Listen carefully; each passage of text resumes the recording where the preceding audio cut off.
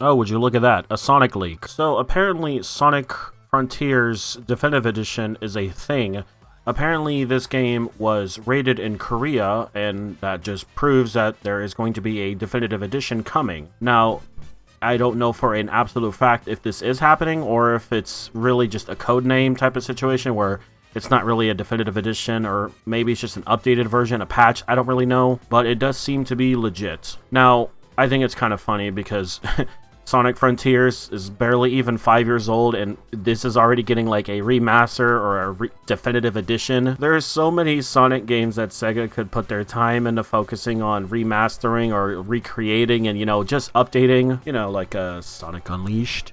Or hell, even maybe the storybook games even, I don't know. Hell, Sonic Heroes would be cool, but that's probably not going to be years from now, I don't know. Either way, I feel like Sonic Frontiers Definitive Edition or a remaster, a new game, I feel like this is kind of not needed. I feel like the game itself is just okay enough to where it can just get patches and updates. And I know it did get updates and patches and everything, and those did a really good job for the game, though some people will disagree with that. Now, if I were to guess, I want to speculate what I think what will happen. I have a feeling these are the things Sega will do if this definitive edition is real. They will most likely make sure this version of the game is on modern consoles like Switch 2, the modern Xbox and PlayStation, as well as PC. I genuinely don't understand them remastering this game, calling it a definitive edition, and putting it on old-gen consoles. They're for sure going to put it on newer consoles. It's probably going to have, cleaner graphics, less pop-ins. It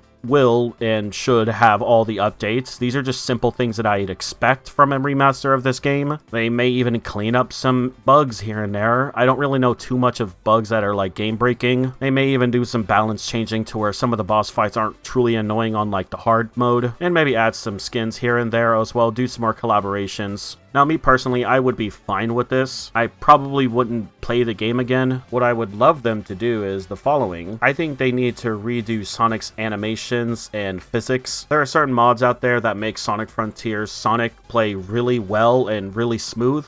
They have to implement these kind of mechanics into the game. They have to overhaul them and make them more fun to control and run around the island. Personally, I would love them to maybe add a secret island, maybe another island with another boss fight that's like secret. I don't really know requirements unlocking it, but it would be cool if there was another island. I think they should have some way of adding multiplayer into this game, like maybe race modes or something. I don't know. Maybe even an episode Shadow. I don't really know what Shadow would be doing in this kind of a story, but Sega seems to really love having Sonic and Shadow kind of be the main characters, kind of their Goku and Vegeta in every game. I don't know. A lot of this is just pure copium, but I think it would be cool. Maybe it doesn't have to be Shadow. Maybe it could be a different character. I think also them implementing the rails in the sky more into the environment would be really good. That's one thing this game still gets made fun of to this day, where it's like the pop-ins and the rails floating in the sky is kind of distracting.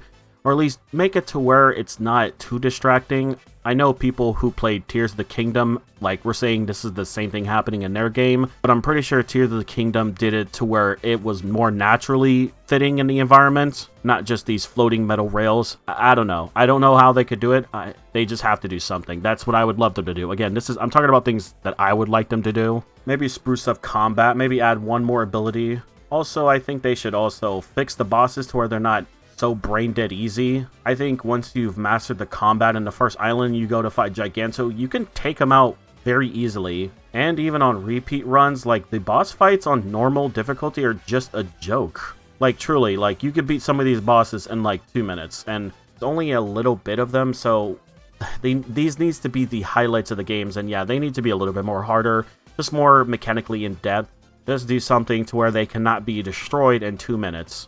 Other than that, I mean, keep mod support open, maybe price it fairly, maybe like $40, definitely not $70 or $60, considering this is the same game. It's nearly a 5-year-old game, but knowing Sega, they probably will charge it like $60 to $70. Yeah, I don't really know if this is happening or if it is, but either way, allegedly it's coming. But yeah, those are my thoughts on it. We'll see what happens if this game eventually comes out.